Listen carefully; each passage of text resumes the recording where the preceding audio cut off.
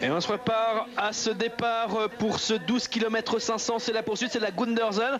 Près de moi, Thierry Dussert. Thierry, c'est vrai, vous avez été un petit peu malheureux hier sur votre tir. Vous n'avez pas pu terminer parmi les 60 premiers. En revanche, il y a eu une nouveauté. C'est que tout à l'heure, ce matin, à 9h30, pour les coureurs qui avaient terminé entre la 60 et la 80e place, on vous a organisé une course en ligne, ce qu'on appelle un mass start. Vous partez tous ensemble et le premier arrivé à gagner. Et ça s'est bien passé pour vous puisqu'il y avait 4 tirs, donc 20 balles à lâcher. Vous n'avez commis qu'une seule faute. Et puis le premier à l'arrivée à gagner, vous étiez le premier à l'arrivée, vous avez gagné, c'est bien. Ouais, non, c'est très bien. Bon, disons que le problème, c'est que ça comptait pas pour la Coupe du Monde. Il n'y avait pas tout le monde non plus, on va dire. Exactement. C'était un petit peu par définition.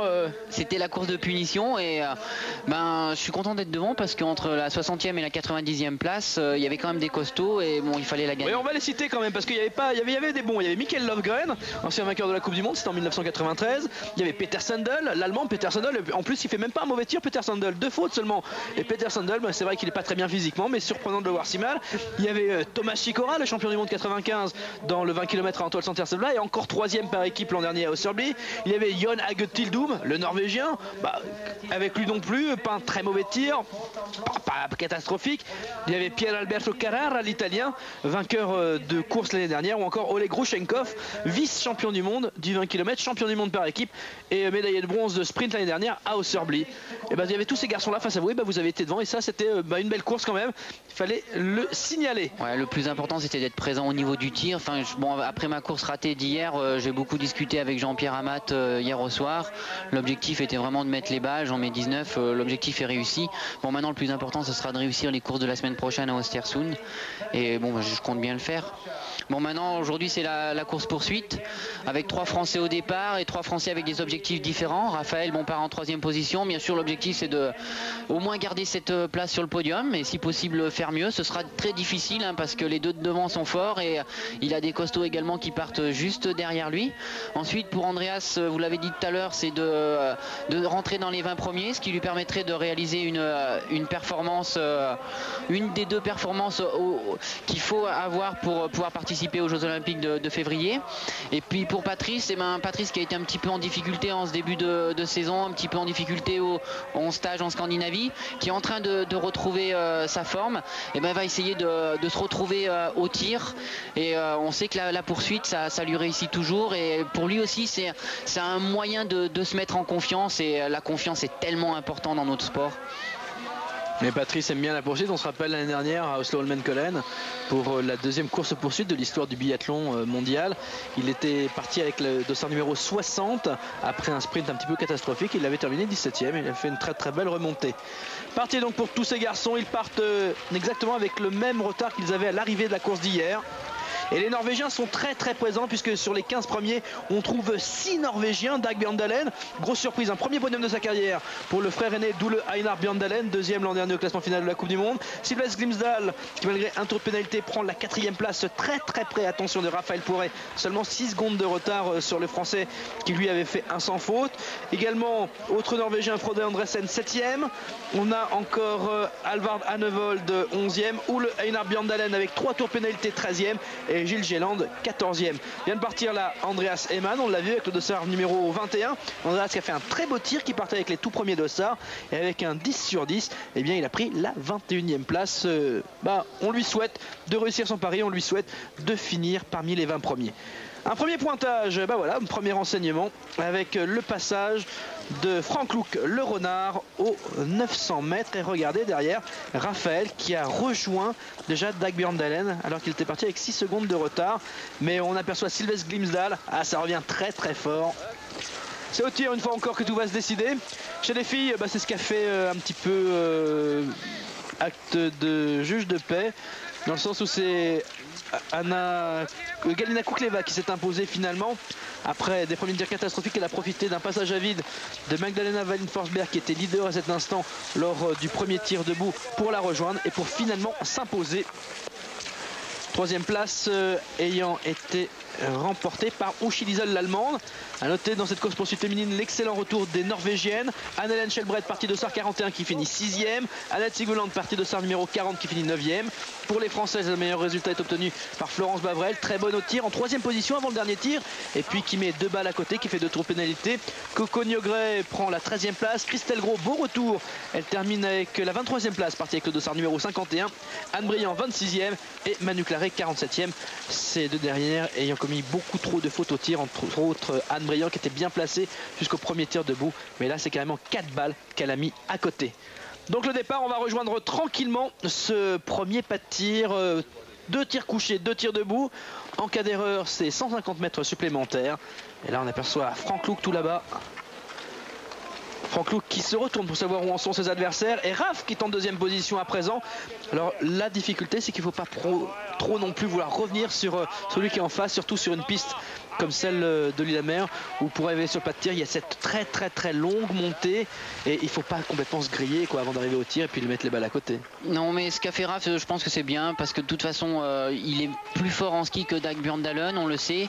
Donc il faut qu'il fasse sa course sans se préoccuper de ses adversaires.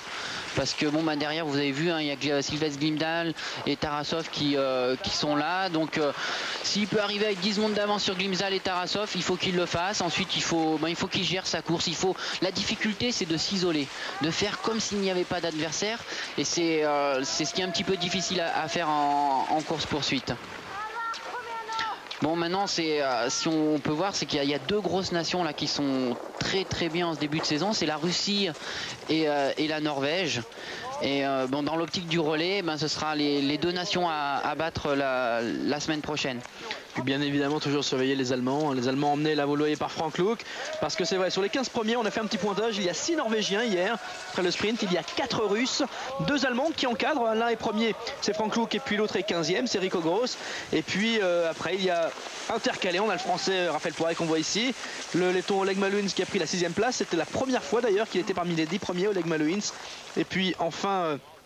également qui a pu s'intercaler le Bélarusse Alexei Edarov. A noter également un excellent résultat pour Jean-Marc Chablot, notre copain suisse, qui a terminé 16e avec un tour de pénalité couché. L'équipe de Suisse qui a enfin un vrai encadrement, un vrai soutien de la part de la fédération. C'est vrai que c'est l'année olympique, c'est vrai qu'il y a Nagano d'ici quelques semaines à présent. Alors que Franck Louk arrive pour le premier tir, le tir couché. Franck Louk, le renard. Alors hier, il y a eu quelques petits problèmes d'informatique et d'ordinateur. Il nous annonçait après le premier tir de Franck Louk 3 fautes, donc a priori 3 tours de pénalité. Avec Patrice, on s'était dit, c'est surprenant parce qu'avec son expérience, c'est un excellent tireur. C'est bizarre qu'il rate comme ça. Et puis après, on l'a vu au 2e tir. Là, il était en tête, il n'avait plus aucune faute. Et puis il a gagné. Donc vraiment, excusez-nous pour cette erreur. On fait quelquefois un petit peu trop confiance à la technique. En tout cas, tout ce qu'on peut noter que Raphaël a skié plus vite que Franck Louk sur cette première boucle, puisqu'ils sont tous les deux sur le stand de tir. Raphaël a dû environ reprendre une dizaine de secondes à Franck Louk. En tout cas, vous avez vu, pas un souffle de vent. Il n'y a rien, il pleut plus là. Il n'y a plus cette abominable pluie verglacée. Ah, c'est sympa, regardez, on nous indique que Kukleva et Forsberg vont tirer. Alors ça va être facile à suivre. Melnik également. Ça, ce sont des noms féminins, hein. Ce sont les dossards des filles. Alors voilà, allez, on a le bon nom pour Louk. Louk qui a lâché sa première balle en numéro 1. Qui va très vite, Franck Louk, comme toujours. Alors que Raph vient de débuter. Et Franck Louk qui va peut-être un peu trop vite d'ailleurs, parce qu'il va faire un tour. Alors Raph, faut tenir. Est-ce qu'on voit ce qui se passe à côté lorsqu'on tire? Normalement non, mais on peut jeter un coup d'œil. Bon, Raphaël fait une faute de pénalité, c'est pas dramatique. C'est dommage, l'idéal était de ne pas en faire, ça lui aurait permis de repartir en tête. Mais avec une pénalité, bon, il faut savoir que Franck Louk en fait une aussi, et celui qui est Glimsdahl en fait une également. Voilà, en revanche, Tarasov en fait 2. Et c'est Roshkov qui pour l'instant fait le seul sans faute. Roshkov qui va donc quitter le pas de tir en tête. Oleg Roshkov Sergei Roshkov qui était 8e. Eh pardon, c'est pas Roshkov, c'est Vladimir Drachev. Drachev, le retour de Drachev qui est en tête devant Franck Louk. Sergei Roshkov, donc lui aussi fait le sans faute, il est 3e. Drachev, c'était le roi en 1996, le cannibale. Il a gagné quasiment toutes les courses. Il a gagné quasiment toutes les médailles lors des championnats du monde. Et Drachev qui est de retour, une année complètement à vide l'an dernier. Et on le revoit Il est devant, il n'a pas grand chose d'avance, seulement 4 secondes d'avance sur Franck Luc Lagman. Mais Franck Luc qui s'est fait passer par Sergei Rochkov juste après la sortie du plat de tir. Pavel Mouslimov bien présent avec un sans faute, il est 4e. Et Raph qui occupe pour l'instant la 5e place. Une 5e place avec 15 secondes de retard, c'est pas catastrophique. Et il devance 3 Norvégiens, Dag Bjørndalen, Alvar Rønevold de sans faute et Gilles Géland. Pour les autres, Sven Fischer est en 12e position grâce à un sans faute. Rico Gross a fait un tour de pénalité 13e. Tarasov donc 2 tours, il est 14e. Ole Einar Bjørndalen a perdu 3 places. Il occupe la 16e place à présent avec un tour de pénalité. Mais en tout cas, c'est bien lancé. Là, tout le monde est au contact. Il n'y a pas eu trop de fautes chez les filles. Tout à l'heure, rappelez-vous, il y avait des 2, 3, il n'y en avait qu'une qui avait fait 1-0. Et c'était Magdalena Van Forsberg. Là voilà Raph à la poursuite de Pavel Mouslimov. De toute façon, les Russes, faut tous les surveiller. Hier, on a vu un Padin. Padin, on ne connaissait pas Padin. Il était parmi les tout premiers d'Ossard. Et puis, ce garçon, Andrei Padin, il fait 3 tours de pénalité. Malgré tout, il termine 23e. Correct, quoi, sans problème. Et puis l'année dernière, il y avait la révélation de Rotovtsev qui a été moins heureux cette fois-ci. Rotovtsev qui, pour la première course, avait terminé 3e, qui avait fait le 2e en poursuite. Rotovtsev, dont c'était la première Coupe du Monde, qui hier, un an après, a fait cette fois-ci 34e. Donc le classement, après le premier tir en tête, Vladimir Drachev, il a 4 secondes d'avance sur Franck Luc. 3e, Sergei Rochkov, puis Pavel Mouslimov. Raphaël pourrait être en 5e position. On va essayer de trouver les autres Français parce que Patrice Baïsalin, parti de Dossard numéro 35, il est 20e à présent avec un sans faute. Il est avec Andreas Seemann. Andreas qui a fait un tour de pénalité lui et qui est 21e à présent, qui a gardé sa place en fait. Et Patrice qui fait un beau retour de la 35e à la 20e place pour l'instant. On vous l'a dit, il aime ce type d'épreuve. C'est la plus belle remontée pour l'instant. Mais attention, ce n'était que le premier tir. Il y en a encore 3, dont 2 debout, qui est réputé comme le plus difficile, même si c'est le point fort de Raphaël Poiret. Autant vous dire donc que rien n'est joué. Drachev, toujours 2 secondes d'avance sur Rochkov, puis Luc Mouslimov. Hanvold a passé Raphaël. Raphaël qui occupe à présent la 6e place. Vous restez avec nous, il y a encore 3 tirs à suivre.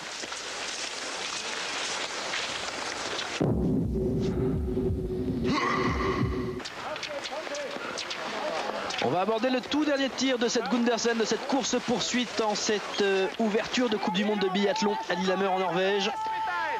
Après le premier tir debout, le 3e tir donc au total en tête, Alexei Darov, le Bélarus, grâce à un sans faute 15 sur 15 pour l'instant. Il devance de quelques 22 secondes à présent l'Allemand Franck Luc, puis on trouve Vladimir Drachev le Russe.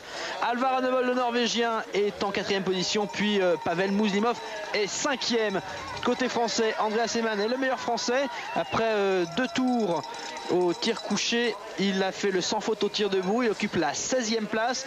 Les autres français, on a Patrice Baïsalin en 27e position avec 2 tours debout et un tir couché. Et Raphaël Poiret qui a fait 2 fois 3 tours, d'abord couché puis debout, et qui est 29e. A noter que le Suisse Jean-Marc Chablot, qui occupait la 51e place après 6 tours de pénalité, a abandonné là juste avant de s'élancer après le premier tir debout. Donc sans doute un petit problème pour Jean-Marc, qui avait fait une très belle course hier puisqu'il occupait la 16e place. Très beau résultat donc pour Jean-Marc Chablot de l'équipe suisse. Et Darov qui se présente, tir debout, son dernier tir, pour l'instant il est 15 sur 15. Et Darov qui n'a jamais fait de podium dans sa carrière, qui n'est jamais rentré dans les 5 premiers, qui a fait des perfs, des 7e, des 8e places, alors qu'on ne l'attendait pas forcément. Tir debout. Alors que Franck Luc arrive derrière lui.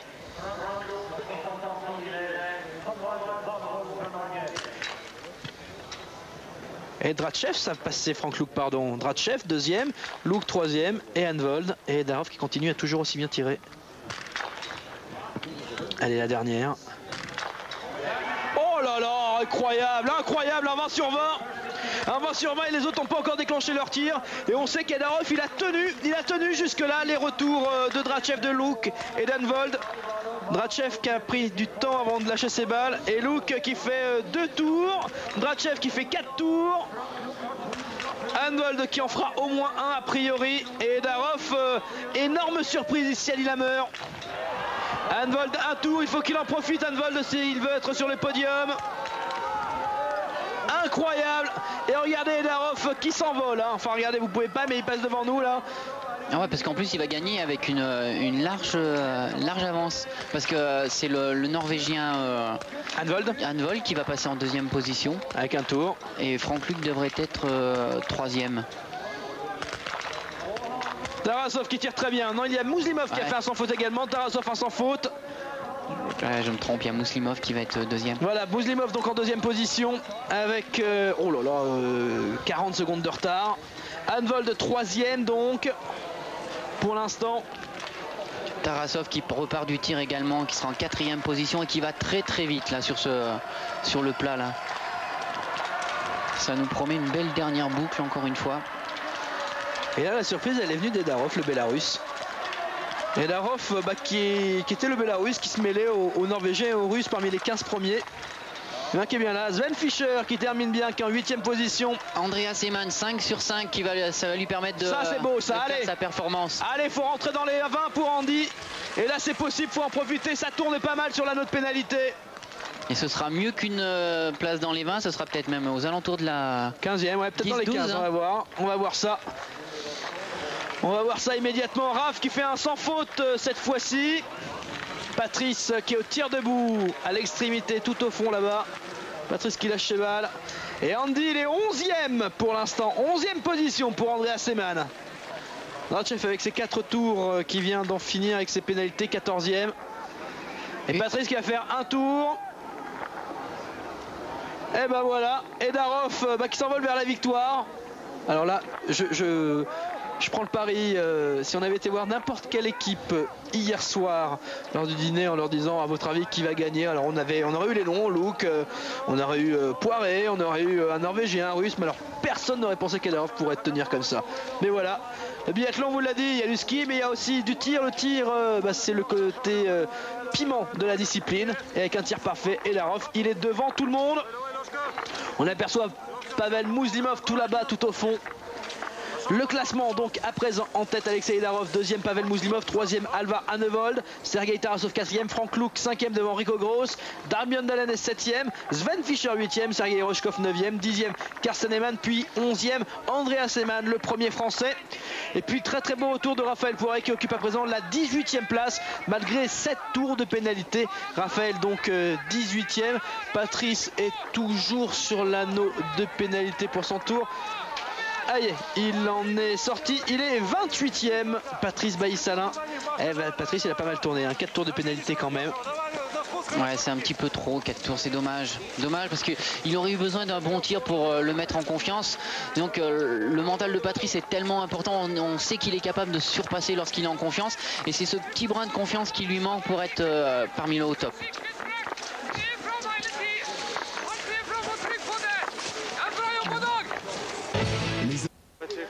C'est le final de cette course-poursuite de Lillehammer, ouverture de la Coupe du Monde 87-98 de biathlon en Norvège. Une poursuite avec une énorme surprise, Alexei Edarov du Bélarus, 23 ans seulement, et qui va s'imposer parce qu'à l'issue des tirs, où il n'a pas commis une seule faute, il n'a pas du tout été visité la note pénalité. Il a, vous le voyez, quelques 33 secondes d'avance sur Hanvold. Troisième position pour Mouslimov. Hanvold qui est parti en troisième position du pâtir, qui est revenu sur le russe. Et puis Sergei Tarasov, le champion olympique ici même, c'était il y a 4 ans de cela, pour les Jeux de 94. Tarasov en quatrième position. Frank Luc qui emmène les Allemands. Rico Gross et Sven Fischer. Sven Fischer à gauche, Rico Gross à droite. Sven Fischer le vainqueur de la Coupe du Monde l'année dernière. Et là Darbian Dalen qui encore une fois fait une belle course. Il limite bien les dégâts d'Alexei Dalen. Là il nous surprend vraiment parce que on sait qu'au tir il est très très bien d'Alexei Dalen, mais là il nous a surpris au niveau du ski, surtout en particulier hier ou sur la dernière boucle alors qu'il quittait le pâtir avec très très peu d'avance sur des garçons comme Tarasov ou Raphaël par exemple. Mais il a réussi à tenir pour conserver la deuxième place au classement final. Ouais, là Dag a vraiment fait une excellente course parce que c'est vrai qu'on le connaissait tireur mais pas skieur à ce niveau-là. Hier il a fait la même course que Raphaël, on a à peine mieux, et ça on s'y attendait vraiment pas. Il faut signaler que Dag c'est le frère de Ole Einar et c'est quand même rare de voir deux frères dans une même équipe à un tel niveau. Rare, mais nous en France, il y a Raphaël et puis il y a un petit jeune qui s'appelle Gaël, et c'est le Gaël Poiré, c'est le petit frère de Raph, et il va certainement intégrer l'équipe de France dès l'année prochaine. Et nous aussi on aura deux frères en équipe bientôt. Ouais, les Poiré de la Chapelle-en-Vercors comme vous, Thierry? Ouais, de la Chapelle-en-Vercors, de la Drôme.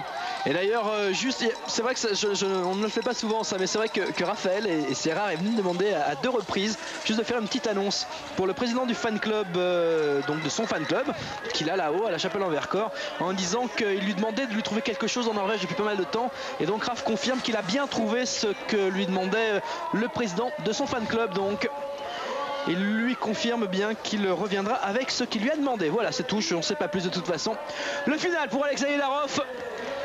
Extraordinaire, hein, extraordinaire. Je vous le rappelle, Alexei Darov l'année dernière, il a fait des perfs comme on dit, des 8e, des 7e places, mais là il va gagner.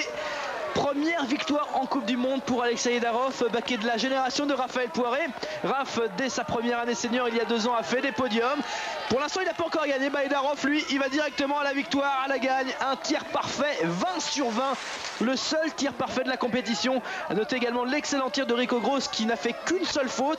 Rico Gross qui est peut-être pas au top au niveau du ski, puisque avec une seule faute l'année dernière, il aurait été en bagarre pour le podium. Et là, il va se contenter d'une place autour de la 8e place.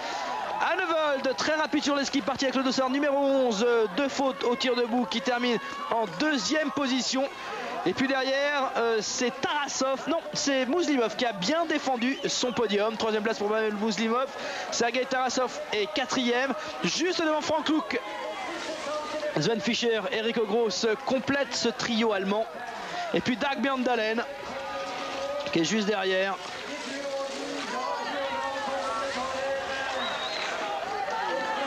Donc victoire du Bélarus Alexei Darov. On connaissait Popov, on connaissait Sachourine, bah voilà maintenant Edarov ou encore Rouchenkov, bah voilà, Edarov est là. Et Bélarus qui encore une fois vont avoir une sacrée équipe de relais. Et Bélarus qui depuis 2 ans sont champions du monde par équipe.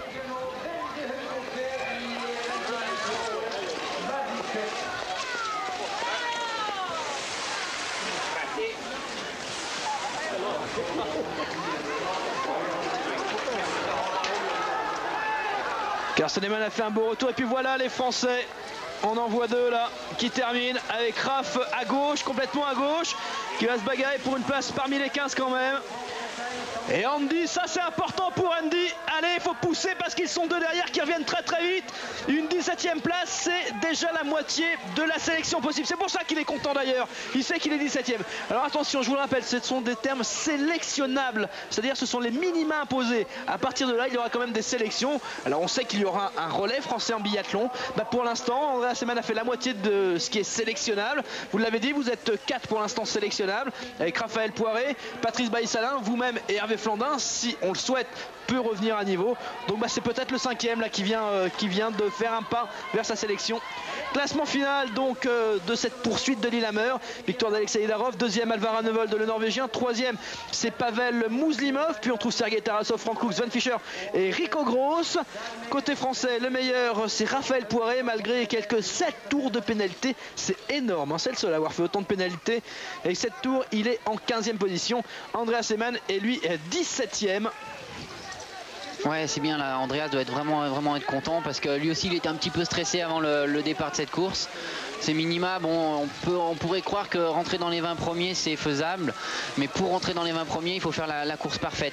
La course parfaite il l'a presque réalisée, puisque au tir il a fait seulement 2 pénalités. Il fait 0-0 debout, et ben, vous pouvez me croire, c'est vraiment une performance ici sur ce pas de tir à Lillehammer qui est très difficile. L'arrivée en montée, on arrive à des pulsations aux alentours de 170 à 180, enfin suivant les individus, et faire 0-0 il faut avoir le mental solide, et c'est ce qu'il a eu aujourd'hui. Là maintenant c'est Patrice qui arrive à l'arrivée. Bon, Patrice doit être déçu, mais Patrice est sur le chemin là, il est en train de retrouver la forme. Il lui a manqué le petit quelque chose, je le disais tout à l'heure, c'est un brin de confiance.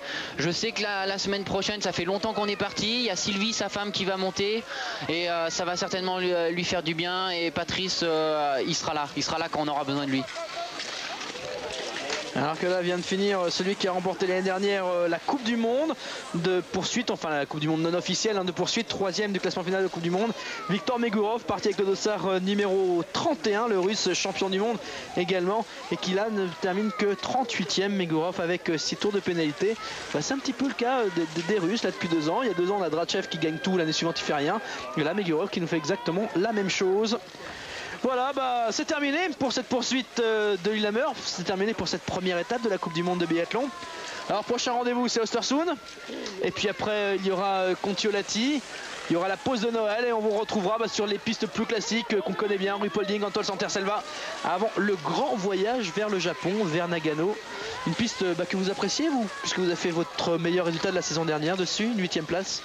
Oui, non, pardon, c'est à Novosibirsk. C'était à Novosibirsk, mais c'est une belle piste parce qu'elle n'est pas trop difficile. Normalement, il ne devrait pas y avoir de trop gros écarts en ski. Et nous, pour les Français qui sommes plutôt réputés bons tireurs, c'est plutôt de bon augure. Bon, bien sûr, il faudra y aller en excellentes conditions physiques, excellentes conditions avec un gros mental. C'est ce qu'on est en train d'essayer de travailler avec Jean-Pierre Amat. Je voudrais juste parler un petit peu de l'avenue de Jean-Pierre Amat, qui a été champion olympique de tir à Atlanta, avec qui on fait un gros travail. On a deux nouveaux entraîneurs, Jean-Pierre plus Patrick Ancet, deux personnalités différentes mais complémentaires, et là on est en train de construire quelque chose de bien. Une construction qui se fait surtout pour l'avenir de l'équipe de France, puisque vous me l'avez annoncé en début de saison, tout comme l'a fait Patrice Baïsalin. A priori, on pense qu'Hervé Flandin en fera de même. C'est votre dernière saison sur le circuit Coupe du Monde? Oui, c'est ma dernière saison parce que il faut savoir arrêter. Hein. Bon, et cette année, ce sera mon tour. Voilà, je suis loin d'être vieux, hein. J'ai que 30 ans, j'ai encore les jambes, mais j'ai envie de devenir entraîneur. J'ai eu la chance durant ma carrière d'avoir d'excellents entraîneurs. J'en citerai que deux, c'est Christian Finstag et David Moretti. Ils m'ont appris beaucoup et j'ai envie de transmettre tout mon savoir à des jeunes. Bah ça c'est superbe, ça c'est extraordinaire, parce que c'est vrai que on sait que Patrice lui il n'aura pas le droit de devenir entraîneur, hein. Madame Baïsalin refuse absolument qu'il devienne entraîneur. Il n'est pas dans le même cas que vous, il est marié, il a des enfants. Vous êtes toujours célibataire, puisque c'est une blague entre nous, hein. On va juste vous expliquer pourquoi. Parce que pour 94 le comité national olympique et sportif français avait édité une plaquette, il y avait une petite présentation sympa sur tout le monde, et puis sur Thierry il y avait juste une chose qui était écrite, c'était le dernier célibataire du groupe. Donc c'est vrai, et ça on vous en a parlé là-bas, Lillehammer, hein. On nous a parlé que de ça quasiment, alors que vous avez fait, je vous le rappelle quand même, médaille de bronze olympique du relais, et puis l'année suivante Antholz Anterselva, il y a eu 7 médailles d'argent, toujours en relais. Voilà, c'est fini, voici le vainqueur du jour, Alexei Yedarov. Il est bélarusse, la première victoire de sa carrière, c'est même son premier podium, et même mieux, c'est la première fois qu'il est parmi les 5 premiers. Deuxième, Alvar Hanevol, et puis donc troisième place pour Pavel Mouslimov. Mouslimov, on n'en parle pas souvent parce que c'est vrai que devant lui, il y a tellement de top. Il y a les Drachev, il y a les Megurov, il y a les Tarasov, mais Mouslimov, il est toujours là depuis très longtemps. C'est lui qui a gagné la finale de la Coupe du Monde à Novosibirsk. Et là encore une troisième place. Alvar Hanevol en deuxième position, lui aussi déjà une victoire dans sa carrière en Coupe du Monde, c'est son 5e podium. Et puis donc la victoire, premier podium, première place parmi les 5 grâce à un super tir. Ça c'est la bonne image qu'il fallait donner. 20 sur 20 au tir, le seul 20 sur 20, Alexei Yedarov, vainqueur ici à Lillehammer.